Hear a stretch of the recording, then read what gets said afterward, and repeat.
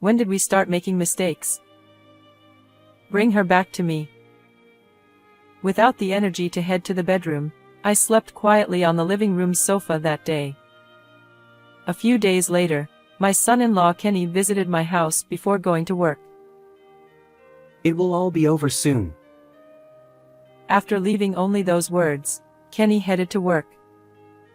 His unusually strong tone left me feeling uneasy, but I didn't dwell on it too deeply.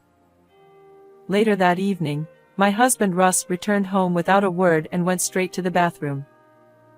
As I watched his back, I realized I no longer felt anything. Despite our relationship having grown so cold, the layout of our home meant we had no choice but to sleep in the same room. I quietly entered the bedroom once Russ had fallen asleep. However, even with my eyes closed, I couldn't seem to drift off. I tossed and turned, unable to find rest, until the clock struck 1 a.m. in the silent night. At that moment, I felt someone's presence in the room. Heart pounding, I opened my eyes to find Kenny there. Why? Ignoring my question, Kenny forcefully pulled me out of bed and shoved me into the closet. He followed, closing the door just enough to obscure the room. What's going on all of a sudden? Sure. Kenny raised one hand, and the pressure of his control made me shut up involuntarily. He continued to observe the room through the narrow gap in the door. Just wait a little longer. I didn't know what he was waiting for, but I remained still. A few minutes later, it happened. What? As I watched the eerie scene unfolding in the bedroom, my breath caught, and I could do nothing but observe. People prefer happy endings over bad endings. An ending where everyone is happy, laughing together without anyone missing. But does such a story of universal happiness truly exist? Isn't someone's happiness inevitably tied to someone else's misfortune? This is my story of a happy ending. Happy birthday, Mom. I am Lisa Moore. I'll be turning 57 this year. Usually, at this age, people don't bother remembering their exact age, but my daughter Kathy celebrates it so thoughtfully every year that I remember. This year, she gave me a beautiful fountain pen to use at work, considering my job as a full-time employee. I wonder if it was a wallet last year. I have this for you. Happy birthday. Kathy, who grew up as such a kind-hearted daughter, has her husband. Kenny, Kathy's former colleague, is a quiet and often absent-minded young man. When he was first introduced as Kathy's boyfriend, I'll admit I felt a bit anxious. However, his gaze toward Kathy is filled with kindness, and I gradually realized that he's someone who can empathize with others. It put my mind at ease.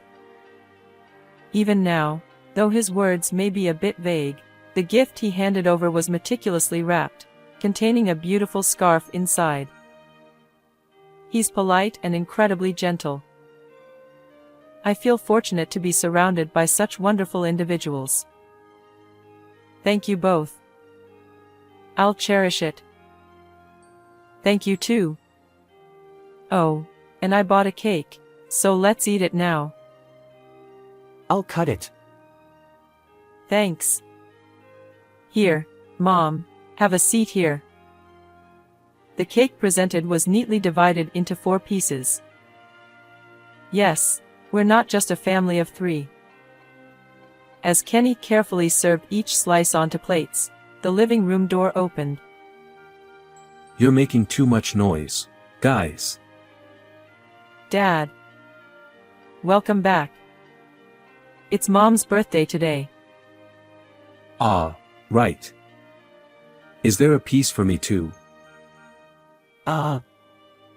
Yes, please. When Russ received the cake from Kenny, he walked straight to the bedroom without even acknowledging me or Kathy. What's that? Not a single word of congratulations for Mom. Well, there's nothing we can do. It's been like this for years, and I don't mind anymore. Russ used to be a very kind person. We promised to be good parents together and had Kathy. At first, I thought Russ was trying to be a good parent too. When Kathy started crying, he would rush to her before me, and he'd bring toys home almost every day. However, parenting, for better or worse, consumes time. Russ gradually began prioritizing his desires over spending time with Kathy. As a result, young Kathy grew distant from Russ. Perhaps unhappy with this, Russ started avoiding time with Kathy even more, eventually coming home only to sleep. No matter how unwell Kathy or I felt, Russ remained indifferent, and it seemed our emotional distance widened further. By the time Kathy was in elementary school, our household income was decreasing, and I worked diligently to make ends meet and provide for Kathy. However, Russ's recent behavior and abnormal decline in finances have raised suspicions. His late returns every day, significantly reduced savings, and the unfamiliar scent of cologne, all point to infidelity or perhaps excessive drinking. Well, either way, it doesn't matter. Regardless, he has long exceeded the limits of forgiveness. However, he cleverly concealed it so that no conclusive evidence could be obtained, and the months passed in a state of ambiguity. I'm sorry, Mom. It's okay, you don't need to apologize. I see. If anything happens, let me know right away. Well, we're going home now. Thank you for having us. Take care. I sighed quietly as I saw the two of them off to the entrance. Kathy and I are currently living separately on the same property. After Kenny, who had no family, decided to come live with us, and considering Russ's situation, we decided to build another house on our property. Even so, we eat dinner together here at night, so I am sure I spend more time with them than Russ. If we're together this much, maybe we didn't really need to build another house. That's what I thought. For me, the two of them were family, and we intended to continue managing somehow as a trio. However, that life wouldn't last forever. One evening, after work ended unusually early, I was driving home when I received a call from Kenny. Lisa. Kathy was in an accident. What? She was hit by a truck. I was at work, but the hospital called. I'm heading there right away. Goodbye. Wait a minute. Despite his usually absent-minded demeanor, he spoke with an urgency I couldn't believe, then promptly hung up. What happened to Kathy? Why? Is she okay? In a state of semi-panic, I quickly changed direction and headed toward the hospital. I need to contact Russ. Even though we're not particularly close, surely he'd rush over in an emergency involving our daughter. That's what I thought. The cold, mechanical ringtone echoed in the car, but it persisted, refusing to fade away. No matter how many times I redialed, there was no answer. It was as if our situation didn't matter to him at all. I also tried calling Russ's workplace, but they informed me he had already left for the day. How could he not answer even after leaving work? What was he doing while our daughter faced this crisis? My anger toward Russ dissipated, though, when I saw Kathy's transformed appearance at the hospital. Kathy. Is this really Kathy? The room the hospital staff led me to wasn't a waiting room or a treatment room. It was a chilly space with several white cloths draped over something. One of those clothes had been lifted, and Kenny stood nearby. What lay beneath was undoubtedly human, reddish-black cross-sections on the skin, black hair. But it was no longer in the shape of a person. the gruesome sight made me dizzy. Kenny supported me as I nearly collapsed. It seems that Kathy saved a child who was about to be hit. Truly, it's so Kathy-like, or something like that. The hand supporting me was terribly cold, and the voice was a painful mix of bitter laughter. That something, with half of its face still beautiful, forced me to acknowledge that this was indeed Kathy. But if I shifted my gaze just a little, what should have been there was no longer. As the police officer calmly explained the situation, tears welled up in my eyes. Hey, why Kathy? Kathy hasn't done anything wrong. Why take Kathy away from me? My emotions were in turmoil, and I was so distraught that I didn't even know what I was saying. But it was the only thing I could do. The sensation that if I didn't release all the overflowing tears and emotions, I would cease to be myself overwhelmed me. Kenny, despite the pained expression on his face, gently embraced my trembling shoulders. He, too, occasionally sniffled. What should I do from now on? Everything had become inconsequential. The events that followed ended astonishingly quickly. The police investigation revealed no foul play, just an accident. Kathy was celebrated as a hero for saving the child. The funeral was a tough occasion due to the enormous number of attendees. As a mother, I felt a twinge of pride knowing how many people admired Kathy. Kenny seemed similarly proud, wearing a slightly triumphant expression. However, during the funeral, there was no contact from Russ. Russ learned the truth only after everything had ended. I tried to contact you multiple times, I said to him. He entered silently through the front door, and I addressed him. Since I rarely initiated conversations with him, Russ seemed slightly surprised as he turned toward me. The vivid red lipstick smudges around his mouth were off-putting. Yeah, what did you want? What were you doing? Work. Don't answer a question with another question. So, what did you want? After that, I tried calling his workplace again, but they said he was taking a few days off. Work? Don't make me laugh. But I no longer had the energy to say such things.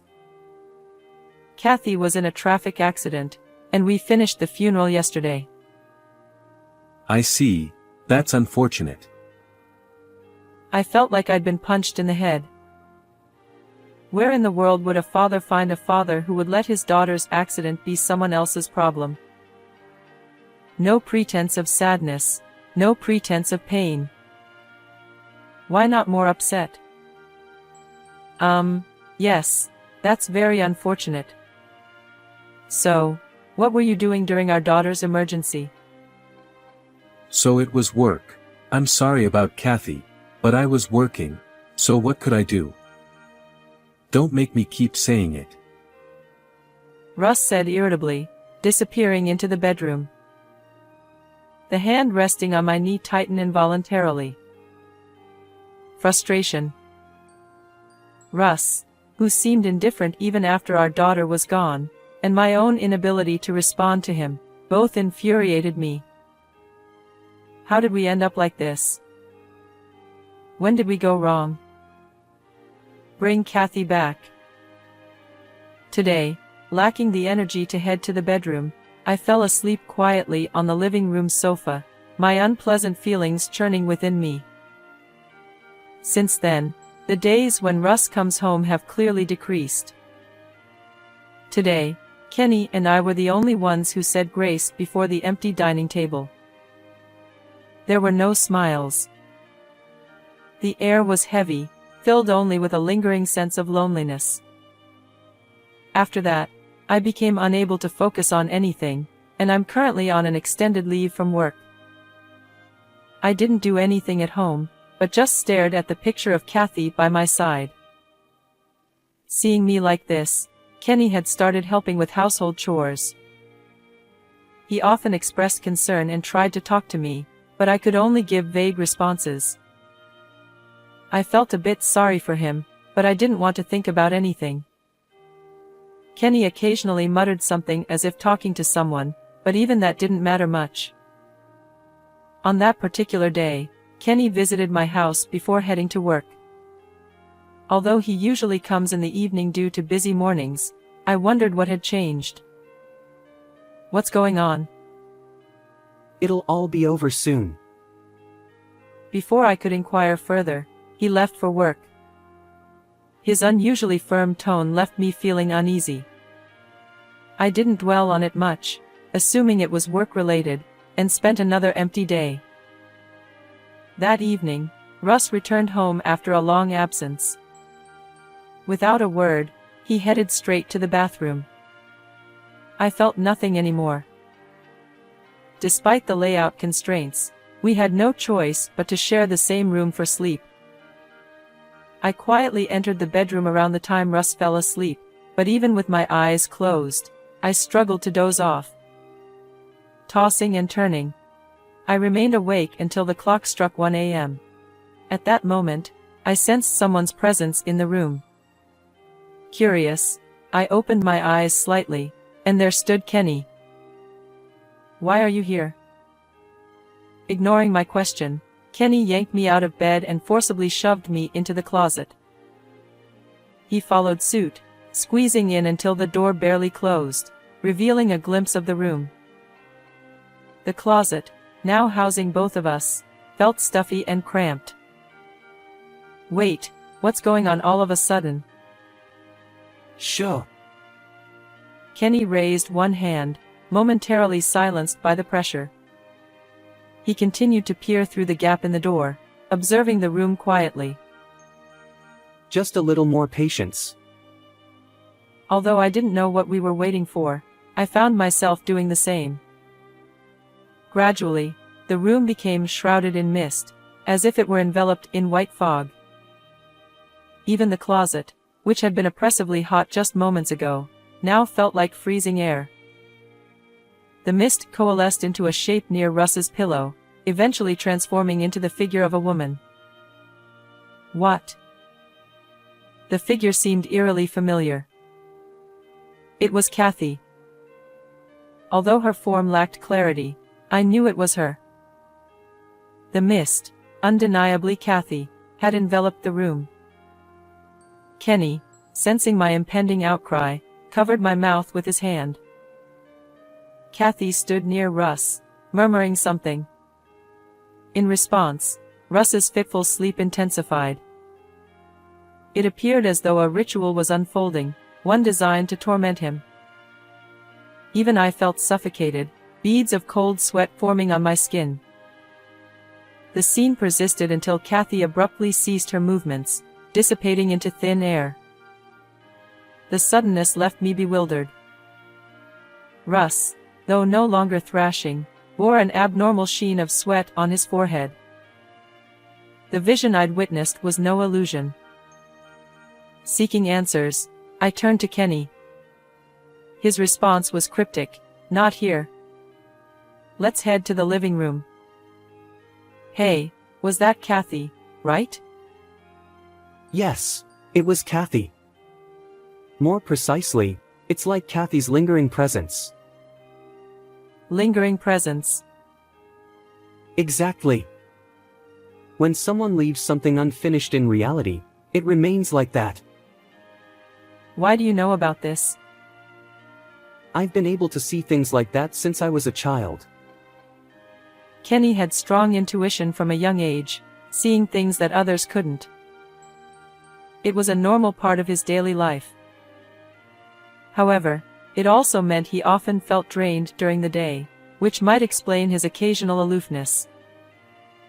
Kathy knew about this aspect of Kenny and was actually drawn to him because of it. She found it intriguing. Because of this ability, I have always avoided people because I thought they would make me feel uncomfortable. But Kathy accepted me like that. Kenny gazed into the void again, a nostalgic expression on his face. There was nothing visible there, but perhaps Kathy was present, just beyond my perception. I wasn't one to believe in spirits, but after witnessing that scene earlier, I couldn't dismiss it entirely. When Kathy was gone, I couldn't sleep at all that night. But at that moment, I felt like Kathy was there. It wasn't clear then, but Yeah, I see. as time passed, I could see her more distinctly. Now we can even converse. Kenny occasionally talks to someone. It turns out to be Kathy, lingering here as a thought. Not just observing, but having conversations. To think he can speak again with someone he thought he'd lost forever. No matter how hard I squint, I can't see Kathy's form. Kenny's ability is truly enviable. Kathy said something? At first, she apologized.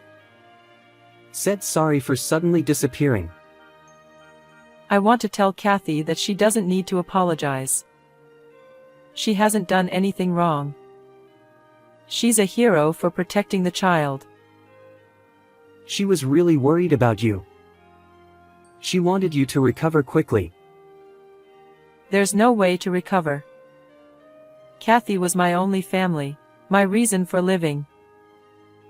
And she was very angry with her dad. So today, she said she wanted to vent that anger, and that was why she did that way. Sorry for surprising you. I see. But why did you put me in the closet? Honestly, I don't understand things like spirits or lingering emotions. I thought Kathy's negative feelings might affect you, so I did it. Ah, I see. It did feel a bit suffocating. And Russ suddenly coming back today, could Kathy be involved? Yes. Kathy seemed to have done something. I don't know the details. Kenny shrugged, acknowledging the mysterious nature of spirits. I had plenty of thoughts about Russ too, and I'd been waiting for a chance to confront him. Maybe now was the perfect opportunity to resolve things for our crumbling family. Kenny, do you have time tomorrow? Huh? Oh, yes, I think so. Let's put an end to this. I want to have a proper conversation with Russ. Maybe Kathy can join too. She's nodding, with a big smile. Do you have something in mind? Not sure, but Ha, you're a reassuring ally. Well then, let's call it a night. sure. Oh, Kathy really cared about you. So, please don't push yourself too hard. I understand. Good night, then. Kenny, and probably Kathy, headed home together. I didn't want to return to the bedroom, so I stretched out on the living room sofa. Unlike earlier, sleep quickly overcame me, and it was the best rest I'd had in a while, even though the sofa wasn't exactly comfortable. I woke up to the sound of birds chirping. Sunlight streamed through the gap in the curtains, creating a pleasant morning atmosphere. As I sat there, lost in thought, suddenly I heard shouting from the bedroom, followed by heavy footsteps running toward me. Lisa. I've been wrong. I've been cheating all this time. I'm sorry. Please forgive me. Russ burst into the living room and immediately started apologizing. Although I was taken aback by the sudden confession, I couldn't help but imagine that Kathy had said something to him. Why would you do such a thing? Since Kathy was born, you've always been focused on her. At first, it was just a way to get back at you, but somehow. I'm reflecting on it now. I won't do something like this again. Kathy made me realize. Let's start over as a couple from here. Russ's voice trembled as if he were about to cry. It was rather unbecoming for an adult to cry and wail like this, especially when it was his own fault. It's too late. Do you think I'd forgive a man who cheated during Kathy's final moments? In response to Russ's pleading, my voice came out much colder than I had anticipated. Russ was surprised by my harshness and shook his shoulders. But, listen. It's because you've always been so focused on Kathy that you hardly notice me. The real problem is you, not me, right? As Russ raised his voice in frustration, my body tensed up slightly. However, at that moment, the front door opened, and Kenny walked in. Russ looked at him, or more precisely, at the empty space to Kenny's left, and began trembling. Ah, so you can see her. Kathy, it's not what you think. It's not that I didn't care about you. I was just lonely. I even wanted to attend your funeral. Russ desperately tried to explain, but he was staring into empty space. Yet, I'm sure Kathy was there. Kathy is furious right now. For her mom's sake. I still couldn't see anything, but Russ's panic told the story of reality. However, I felt that such shallow words wouldn't resonate. I cheated on Lisa because she never looked at me in the first place.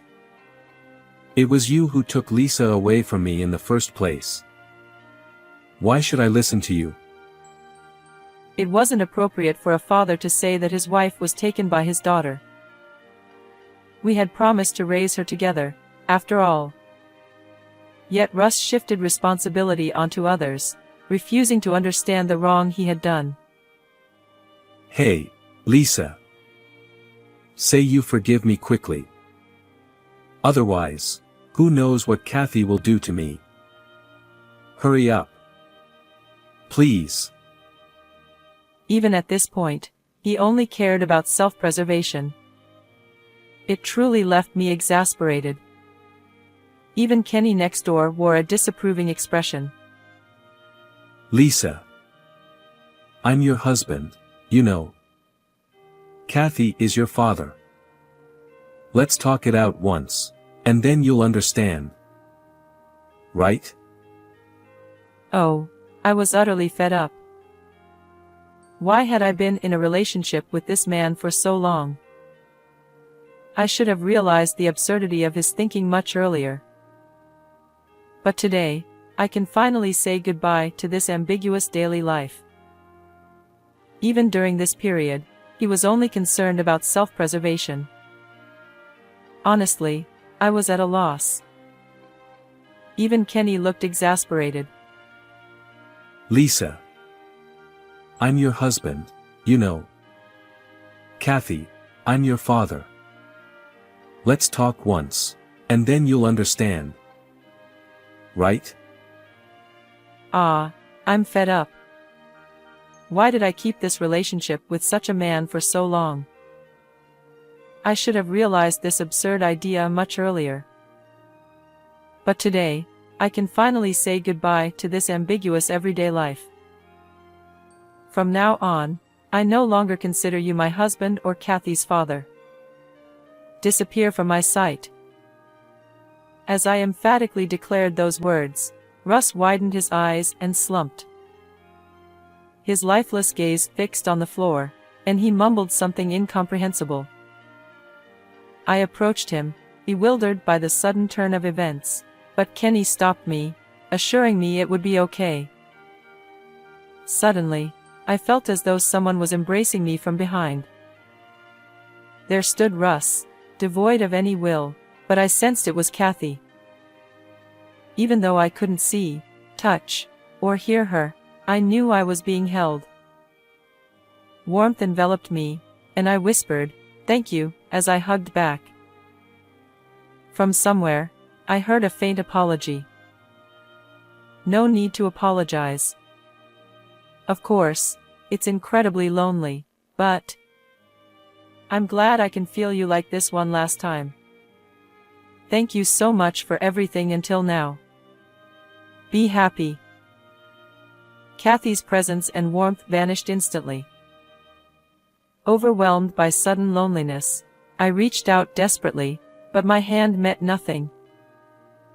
"I guess I can't compete with you after all." Kathy had the happiest expression I've ever seen. As a mother, I'm sure there were things I could have done better for her. But hearing Kenny's words reassured me. If she's content, that's enough. I'll take my regrets to my grave.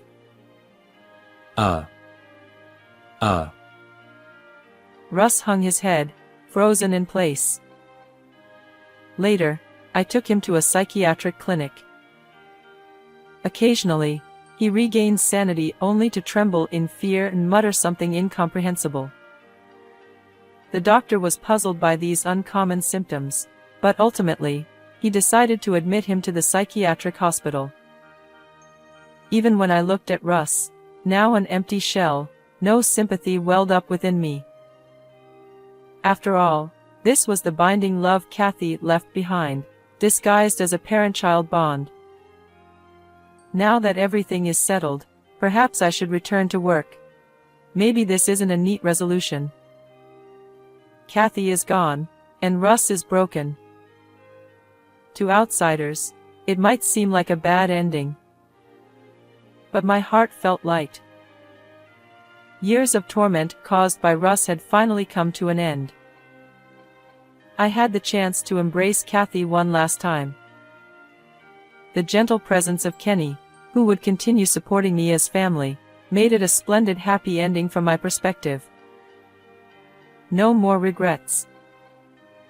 Russ and I are technically still married.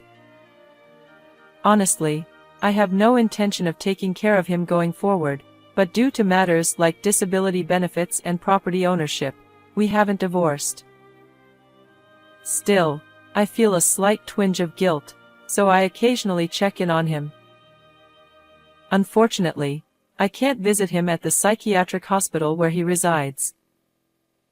He continues to live in fear and occasionally mutters incomprehensible things. It will likely be quite some time before he's discharged. While I don't wish unhappiness upon him, I hope he truly faces the consequences of his actions. On the other hand, Kenny seemed a bit disappointed when Kathy's presence faded away. "Even though I can't see Kathy anymore, it's good to see you brighter than before." He's adorable when he says things like that. We've discussed his future living arrangements before. Kenny, you don't need to worry about me anymore. You're free to live your life as you please. There's no need for you to stay in this house. What you're saying is true, but if you're okay with it, I'd like to stay here. Why? Kathy always appreciated you. Despite the environment, you allowed her to pursue what she wanted, and she grew up straight thanks to you. Kathy wouldn't say that. No, I agree with her. You have incredible nurturing qualities. I feel like I'm living with my real mother in this house. Kenny blushed a little, turning away, but his words made me smile. His reaction was so much like that of a real son.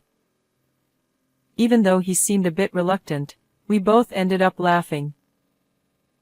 The sound of our laughter filled the room, and a refreshing breeze swept through. It felt as pleasant as Kathy's bright smile in the photo frame. How did you find this story? If you enjoyed it, consider subscribing to our channel. Until next time.